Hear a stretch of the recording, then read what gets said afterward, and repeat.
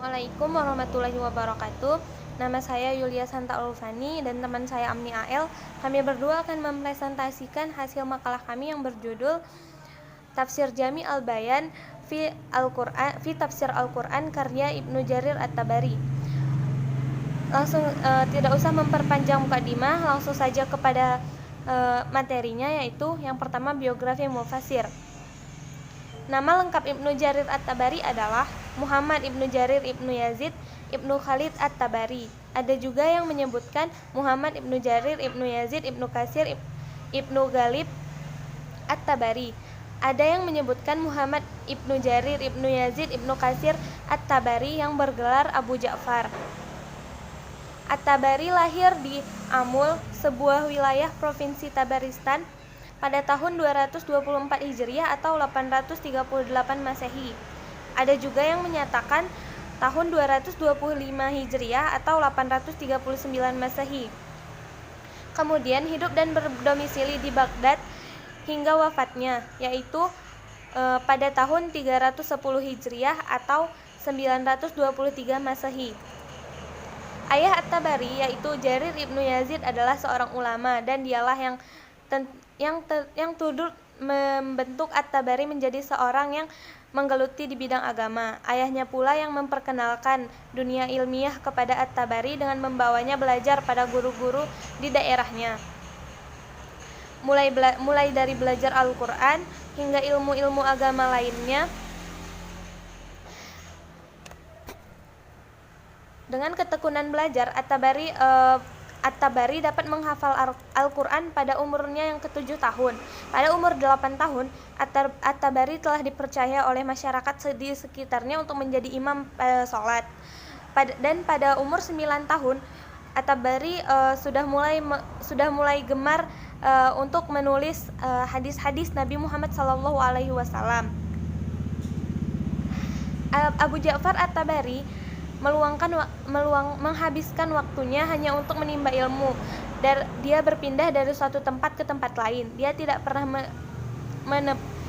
bertempat tinggal di suatu tempat sampai umurnya mencapai 35 sampai 40 tahun. Dan pada umur segitulah dia baru mulai berdomisili di suatu tempat. Karena pada umurnya yang sudah lanjut, dia sudah kenyang dalam menimba ilmu. Oleh karena itu, dia menetap di suatu tempat. Tatkala sudah kenyang menimba ilmu, sisa hidupnya ia habiskan untuk menulis, berkarya, dan mengajarkan ilmu yang dimilikinya kepada orang lain. Yang kedua, latar belakang atau motivasi penulis kitab tafsir Jami Al-Bayan. Ibnu Jarir At-Tabari awalnya adalah seorang sastrawan dalam bahasa Arab. Beliau memiliki ungkapan kata-kata yang sangat indah yang jarang digunakan oleh sastrawan lainnya.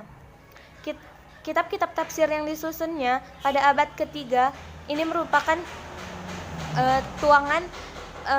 tuangan pemikirannya yang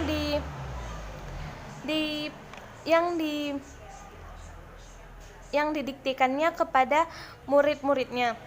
Ia juga ingin mengajarkan seluruh ilmu yang ditimbanya selama masa mudanya kepada semua orang.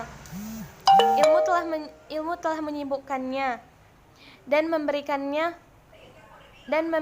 membiarkannya kenyang dan memberikannya kekenyangan dan kelezatan tersendiri yang tidak pernah dapat dirasakan kecuali bagi yang sudah menjalaninya.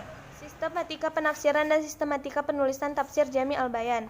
Secara umum atau tarikah, cara-cara sistematis yang digunakan At-Tabari dalam menafsirkan ayat-ayatnya sebagai berikut. Yang pertama, pada setiap awal surat, ia mengemukakan terlebih dahulu nama suratnya, yaitu Makkiyah atau Madaniyah, jumlah ayat, baru kemudian diawali dengan basmalah. Selanjutnya, memberikan makna global ditinjau dari bahasa maupun istilah. Kalimat tersebut mengandung sebuah makna konsep. Setelah memberikan makna global, At-Tabari senantiasa menyertakan dasar pendukungan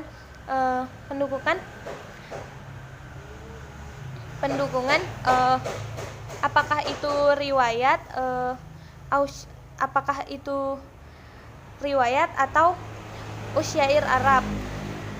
Selanjutnya, sumber penafsiran. Sumber-sumber penafsiran At-Tabari menurut Khalid Muhadi Al-Din Al-Misi di dalam Muqaddimah Jami Al-Bayan ini meliputi riwayat Al-Maksurat Rasulullah SAW, kemudian pendapat sahabat-sahabat tabi'in, juga penafsiran bi Al-Maksur dari kalangan ulama pendahulunya, khususnya dalam merujukkan persoalan nahwu, bahasa ataupun qiraah.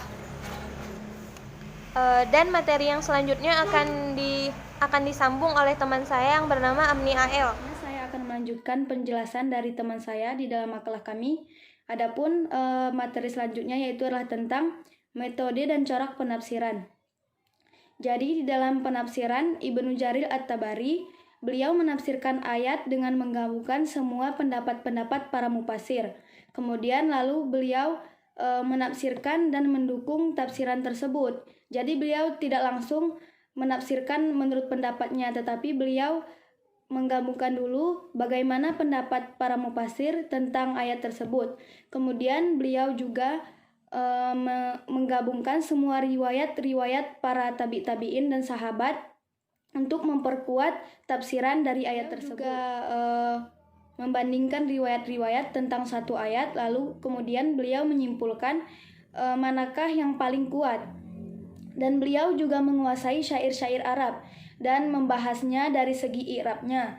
Kemudian beliau juga meneliti hadis-hadis yang musnad yang dijadikan pendapat para ulama mengenai kitab tafsir Jami Al-Bayan ini. Jadi ada beberapa banyak pendapat para ulama mengenai kitab tafsir ini. Salah satunya di sini adalah pendapat Imam Suyuti.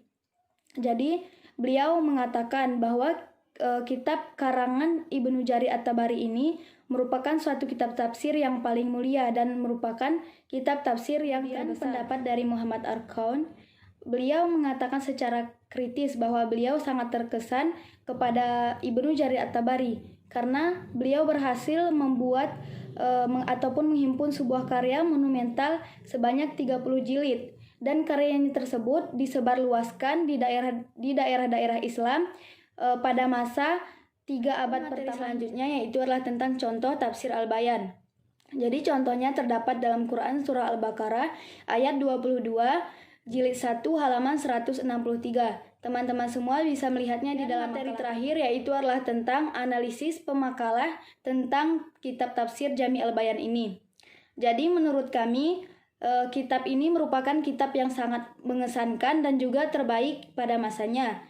Di dalam kitab ini dijelaskan banyak sekali riwayat-riwayat dari para sahabat, tabi'in dan juga dalam kitab tafsir Jami Al-Bayan ini juga menggunakan hadis-hadis sebagai takwil dari suatu ayat. Kemudian terdapat analisis bahasa, prosa Arab kuno, dan terdapat banyak sekali qiraat. Dan juga yang tidak kalah menarik, di dalam tafsir ini terdapat isu-isu seputar keislaman yang membuat kitab ini menjadi menarik dan menjadi ciri khasnya. Mungkin hanya ini yang dapat kami jelaskan, lebih dan kurangnya kami mohon maaf. Assalamualaikum warahmatullahi wabarakatuh.